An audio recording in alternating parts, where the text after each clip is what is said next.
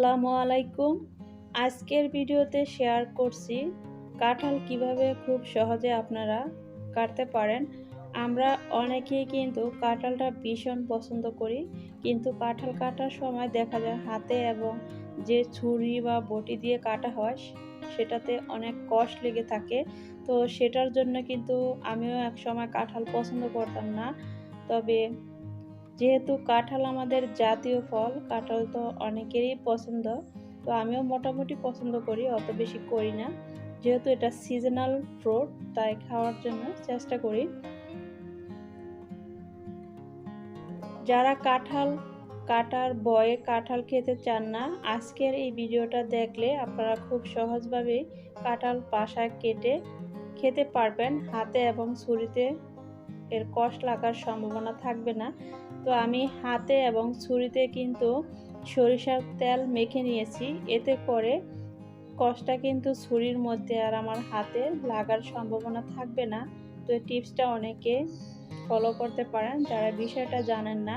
আর যে আপুরা এই বিষয়টা জানেন, আজকের এই ভিডিওটা কিন্তু তাদের জন্য না। দেখা যায় অনেক ছোট ছোট বিষয়গুলো জানা না থাকলে আমাদের কাছে অনেক কঠিন হয়ে পড়ে। তো যারা জানেন না, আজকের এই ভিডিওটা দেখলে কাঁঠাল কাটতে আপনারা খুব সহজেই পারবেন, আর খেতেও কিন্তু ভুলবেন না। এই কাঁঠালে প্রচুর পরিমাণ ভিটামিন রয়েছে, এর অনেক গুণাগুণ। আজকে না হয় নাই বলি, আজকে কাঁঠাল কাটার পদ্ধতিটাই আপনাদের সাথে শেয়ার করতেছি। তো আমি সন্ধ্যার দিকে কাঁঠালটা একটু কেটে নিচ্ছি, যেহেতু আমি বাসায় একা আছি এখন।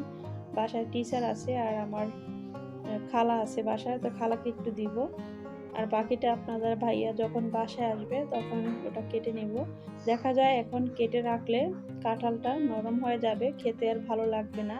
আর এটার কালারটা এত সুন্দর যে, যেহেতু একদম কাঁচ পাকা কাঁঠাল, খেতেও ভীষণ টেস্টি, ফরমালিন মুক্ত, একদম দেশীয় কাঁঠাল যাকে বলে। তো এই কাঁঠালটা কিন্তু আমার এক আপু আমাকে গিফট করেছে। তো ওনাদের গ্রামের বাড়ি থেকে এনেছে, উনি চট্টগ্রামেই থাকে। তো আপুটা গ্রামের বাড়ি থেকে এনে গতকালকে কাঁঠালটা দিয়েছে। তো কাঁঠালটা এত মজার ছিল, সত্যি বলছি। তো আমি এটা কেটে নিচ্ছি। দেখেন কাঁঠালটা একদম আমার কাছে এরকম কাঁঠালই খেতে ভীষণ পছন্দ করি। অনেকে আবার নরম কাঁঠাল খেতে পছন্দ করে, আবার কেউ বা শক্ত কাঁঠাল খেতে পছন্দ করে। তবে আমার কাছে এই কাঁঠালটাই খেতে সবচেয়ে বেশি ভালো লাগে। এটা নরমও না আর শক্তও না। তো এই যে এই কাঁঠালটা আমি পরে কেটে দেখাবো। এটা একদম দেখবেন 1 মিনিটে সহজভাবে আমি কিভাবে কাঁঠালটা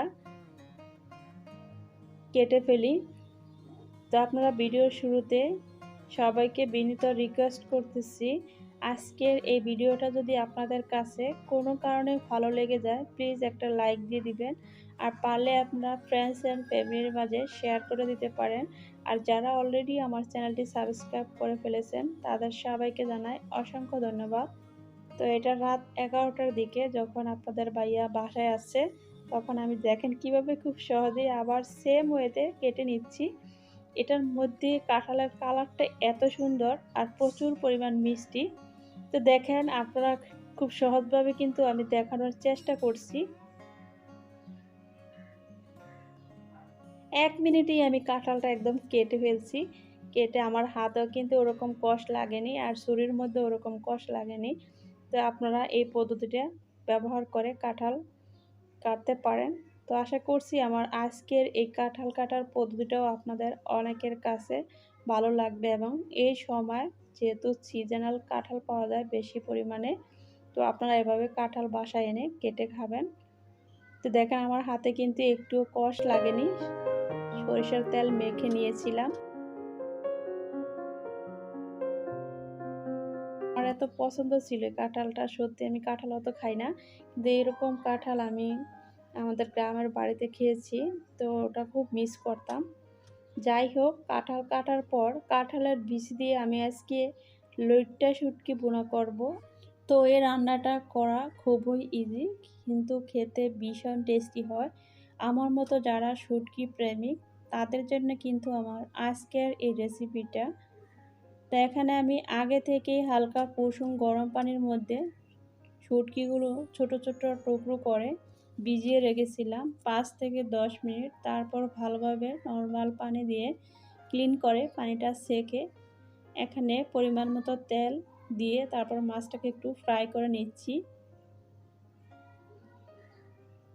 মাছটা যখন ফ্রাই করা হয়ে গিয়েছে তার মধ্যে আমি এখানে পর্যাপ্ত পরিমাণে পেঁয়াজ এবং রসুন কুচি দিয়ে দিচ্ছি। তো এটা আপনাদের উপর ডিপেন্ড করবেন এখানে কতটুকু পেঁয়াজ রসুন দিতে চান। তো আমি আমার পরিমাণ অনুযায়ী দিয়ে দিচ্ছি। ঢাকনাটা দিয়ে আমি চুলাটা মিডিয়াম আঁচে এই শুটকিটা ভুনা করব। চুলাটা বাড়িয়ে রান্না করা যাবে না, তাহলে দেখা যাবে যে পেঁয়াজটা পুড়ে যাবে। পেঁয়াজটা যখন একটু নরম হয়ে গিয়েছে তার মধ্যে এখানে আমি কাঁচামরিচ আর আদা রসুনের পেস্ট দিয়ে দিচ্ছি সামান্য পরিমাণে।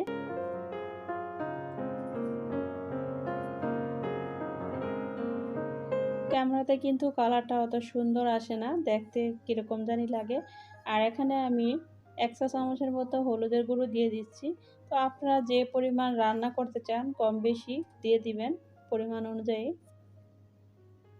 এখানে আগে থেকেই 80% কাঁঠালের বিচি সিদ্ধ করে সেই সিদ্ধ করা বিচিটা আমি এখানে দিয়ে দিচ্ছি।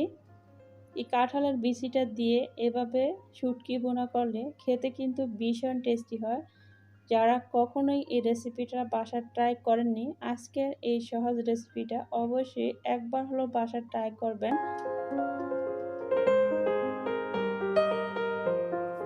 তো এখানে আমি সামান্য পরিমাণ পানি আর ভাজা জিরার গুঁড়ো দিয়ে দিচ্ছি। এই ভাজা জিরার গুঁড়োটা দিলে ফ্লেভারটা দারুণ আসে। আর যেহেতু পানিটা দিয়েছি এর মধ্যেই মশলাটা ভালোভাবে ঢুকে যাবে।